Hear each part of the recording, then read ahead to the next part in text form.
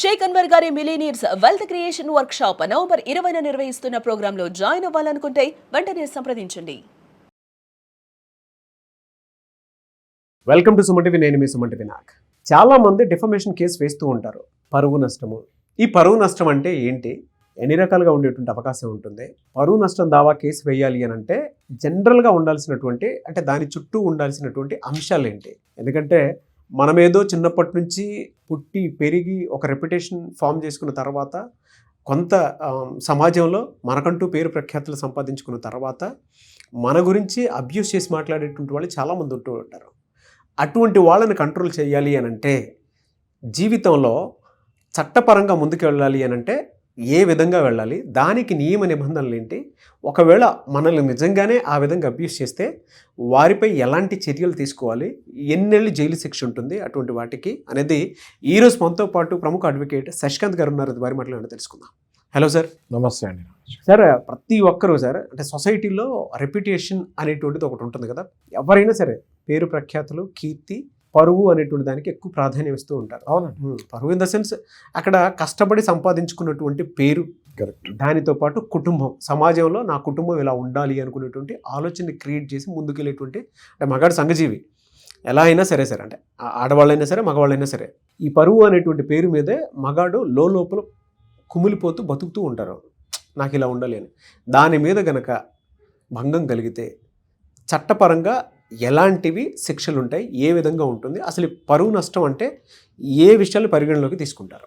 మంచి టాపిక్ నాగరాజు గారు. ఇది trending topic. Because today's generation is all into social media కాబట్టి it is a trending topic. పరువు అంటే ఫేమ్, పరువు నష్టం అంటే ఫేమ్. దాన్ని కలిపితే ఫేమ్, డిఫమేషన్ అవుతుంది. పరువు నష్టం ఫస్ట్ ఎవరికి అవుతుంది? అందరికీ పరువు నష్టం అవదు నాగరాజు గారు. మీకు పరువు ఉండాలి. పరువు ఉంటేనే ఆ పరువు నష్టం కలుగుతుంది. ఓకే. మహా పెద్ద పెద్ద వ్యక్తులు, యాక్టర్లు, బిజినెస్ మ్యాన్లు, అధినేతలు, సంస్థ అధినేతలు, వీళ్ళందరికీ ఎన్నో సంవత్సరాలు వాళ్ళు కష్టపడి 15 సంవత్సరాలు, 20 సంవత్సరాలు, 30 సంవత్సరాలు కష్టపడితే ఆ పరువు అన్నది ఫామ్ అవుతుంది. వీళ్ళు బతికేదే ఆ పరువు మీద. ఎందుకంటే ఎంతో అది గుడ్ విల్ అనమాట, kind of a good will. ఆ పేరు చెప్పగానే జనాలు లేచి నుంచుంటారు, రెస్పెక్ట్ ఇస్తూ ఉంటారు. అలాంటి వాళ్ళ పరువు బజార్లో పాత సామాన్లు అమ్మినట్టు అమ్మేస్తున్నారు ఇవాళ జనరేషన్లో కొంతమంది. అయితే నాగరాజు గారు, ఇందులో కనుక మనం డెప్త్కి వెళ్తే టూ టైప్స్ ఆఫ్ డిఫమేషన్ ఉంటుంది. ఒకటి సివిల్, ఒకటి క్రిమినల్. అందులో ఏంటి అంటే లిబెల్, స్లాండర్, ఇవన్నీ కూడా లీగల్ టర్మినాలజీ. లిబెల్ డిఫమేషన్ అంటే ఏంటి? రాతపూర్వకంగా న్యూస్ పేపర్స్లో, మ్యాగజైన్స్లో, బుక్స్లో వాళ్ళ గురించి ఇష్టం వచ్చినట్టు రాసిస్తారు. ఎవరో చరిత్ర రాస్తారు, బయోగ్రఫీ అని, అందులో ఇంకోటి పరువు తీస్తూ ఉంటారు. వెబ్సైట్స్లో కూడా, వెబ్సైట్స్ మేము చెప్తున్నాను మీకు, బుక్కులు, వెబ్సైట్లు, వాట్సాప్ గ్రూపులు, న్యూస్ పేపర్లు, మ్యాగజైన్లు, సోషల్ మీడియాలు, any print media, any social media, ఇవన్నిట్లో కూడా ఇష్టం వచ్చినట్టు రాసిన, ఇష్టం వచ్చినట్టు ఏదైనా పెట్టిన, వీడియోలు పెట్టిన ఒక మనిషి గురించి, ఇవన్నీ కూడా లిబెల్ డిఫమేషన్ కిందకు వస్తుంది. నెక్స్ట్ స్లాండర్ డిఫమేషన్ గురించి మాట్లాడదాం. స్లాండర్ డిఫమేషన్ అంటే సింపుల్, రెండే ఉంటాయి. ఒకటి వర్బల్, ఒకటి జెస్చర్స్. మీరు కొన్ని పిక్చర్స్లో తీసుకుంటారు ఈ మధ్య, కొంతమంది డైరెక్టర్లు కూడా డైరెక్ట్గా డిఫమేషన్ లాగానే చేస్తున్నారు. ఓకే. అంటే మీరు ఫర్ ఎగ్జాంపుల్ తీసుకోండి, ఏదో ఒక టీచర్లో ఒక సినిమాలో ఉపాధ్యాయుడు ఉంటాడు. ఆ ఉపాధ్యాయుడు ఏదో రాస్తుంటే వెనక నుంచి వీళ్ళు గలీజ్గా మాట్లాడుతూ ఉంటారు students. That is called libel defamation. Okay. ఒక క్యాస్ట్ గురించి, ఒక రిలీజన్ గురించి మనం చాలా మూవీల్లో చూసాము. ఒక క్యాస్ట్ గురించి ఎగతాళి చేస్తే తర్వాత అద్దాలు బయలునాయి వాళ్ళ ఇళ్లలో. అది defamation. That's called slander defamation. అంటే మీకు చెప్పాలంటే చేష్టలు ఉంటాయి కొన్ని, నేను చెప్పలేను, చేతులతోటే చేసి చూపిస్తారు కొన్ని, అవన్నీ కూడా దాంట్లో కమ్మంటే స్లాండర్ డిఫమేషన్.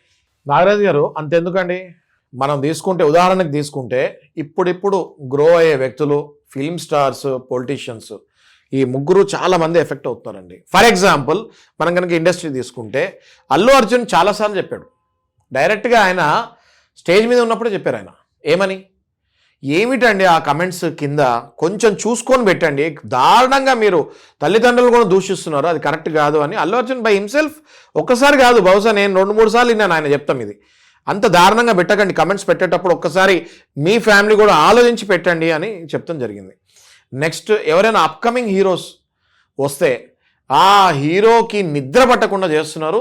వేరే వాళ్ళు ఎవరో కాదండి ఆ మనుషులు, ఆ హీరోతో పాటు పెరిగిన మనుషులు, వాళ్ళ ఫ్రెండ్స్, పడని గిట్టని వాళ్ళు అబ్బా వీడు హీరో అయిపోయాడా, వీడికి అంత సీన్ ఉందా అన్నది నేను చెప్పే చాలా తక్కువ. దాని కింద తిట్టే తిట్లు ఒక్కొక్కటి ఎంత బండబూటులు అంటే, ఈ మధ్య కిరణ్ అబ్బవరం కొత్తగా వచ్చాడు, ఆ హీరో చెప్పాడు, ఆ రాత్రి తాగేటప్పుడు ఎవడో ఫోన్ చేస్తాడు ఫ్రెండ్, 10,000 అడిగితే ఇవ్వకపోతే ఇన్స్టాగ్రామ్లో కింద పెట్టేస్తాడంట, అరే ఈ 10,000 కూడా హీరో నీ బతికి ఎట్లాంటిది అదే అని.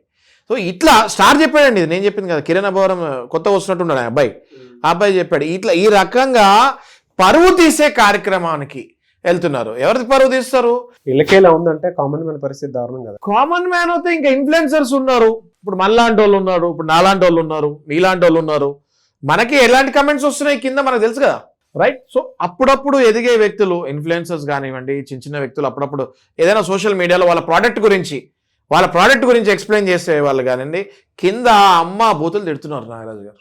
లిటరల్గా అంటే వాడికి పెయిన్ రావాలంటే ఏ బూతు తిడితే పెయిన్ వస్తుందో అలాంటి బూతులు తిడుతున్నారు, which is absolutely rubbish and wrong. And 100% వీళ్ళ మీద ఇన్ఫర్మేషన్ టెక్నాలజీ యాక్ట్ కింద సెక్షన్స్ ప్లస్ డిఫమేషన్ సెక్షన్స్ 2 వాళ్ళ మీద వేయచ్చు. అంతెందుకు నాగరాజు గారు, మీరు కనుక సూపర్ స్టార్స్ తీసుకుంటే వాళ్ళకి ఫ్యాన్స్ వార్ ఉంటుంది సోషల్ మీడియాలో.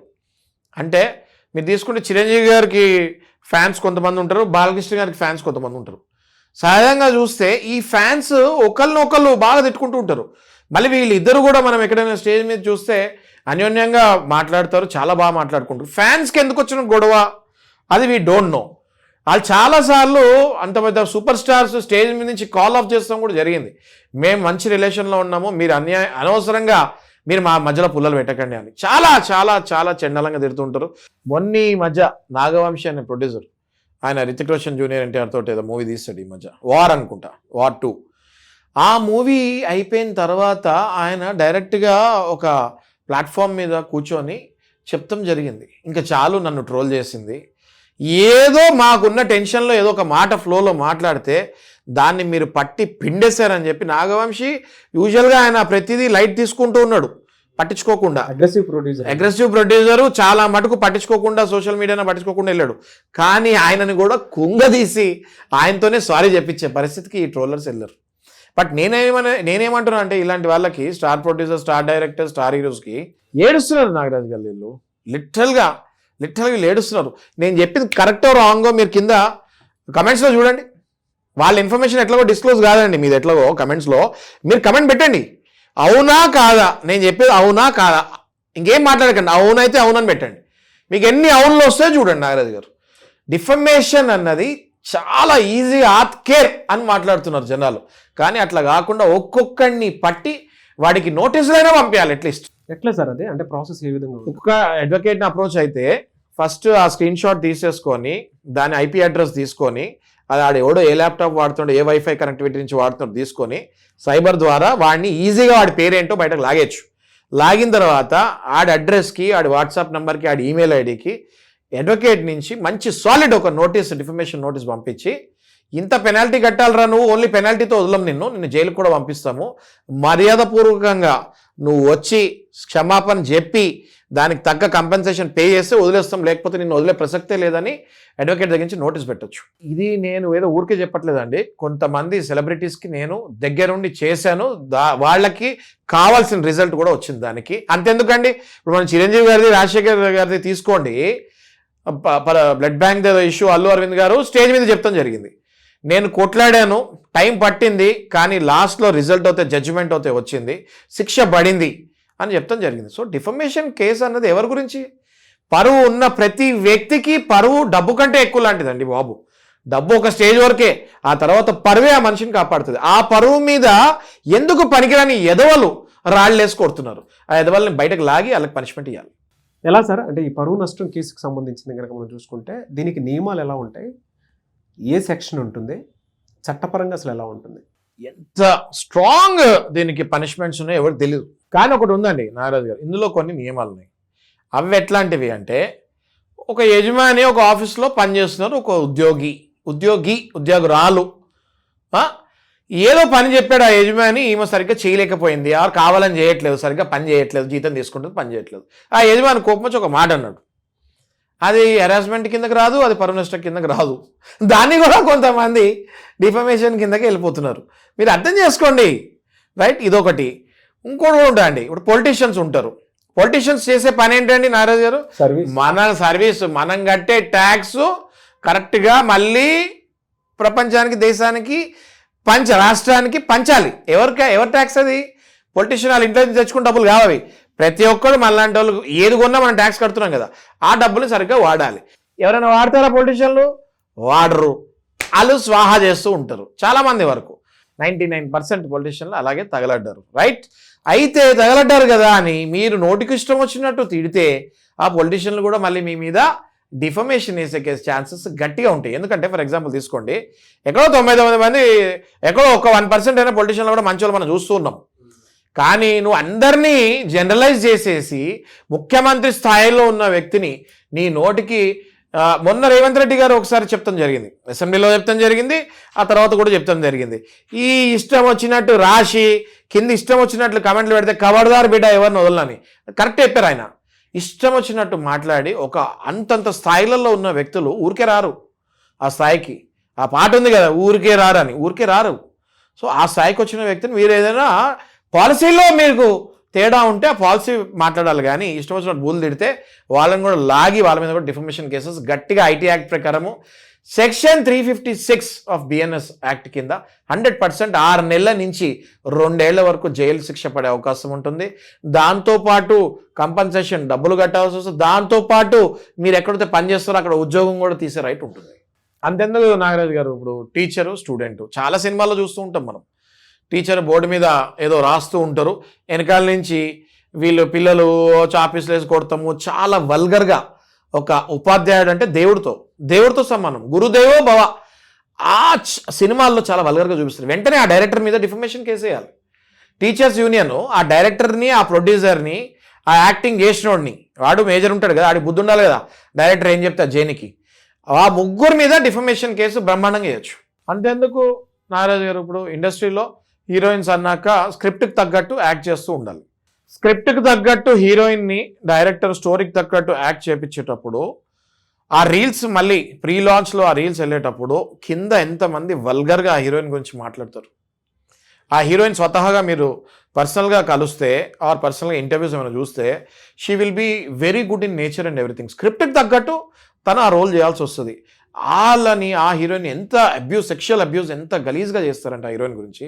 చాలామంది హీరోయిన్స్ కూడా ఈ మధ్య బయటకు వచ్చి మాట్లాడటం జరిగింది, కేసులు కూడా వేస్తాం జరిగింది. సో నేనేమంటున్నా అంటే, మీ పరువుకి ప్రతిష్ట ఎవరైనా ఊరికే గాలి ఎదవలు ఇంట్లో కూర్చొని ఏమి పని పాట లేని ఎదవలు ఏదైనా మీ పరువు ప్రతిష్ట, మీ పరువుకి భంగం కలిగేయాలనుకుంటే ఖచ్చితంగా వాళ్ళకి మీరు ఇమీడియట్గా చెక్ పెట్టాలి, మంచి అడ్వకేట్స్ని అప్రోచ్ అవ్వాలి.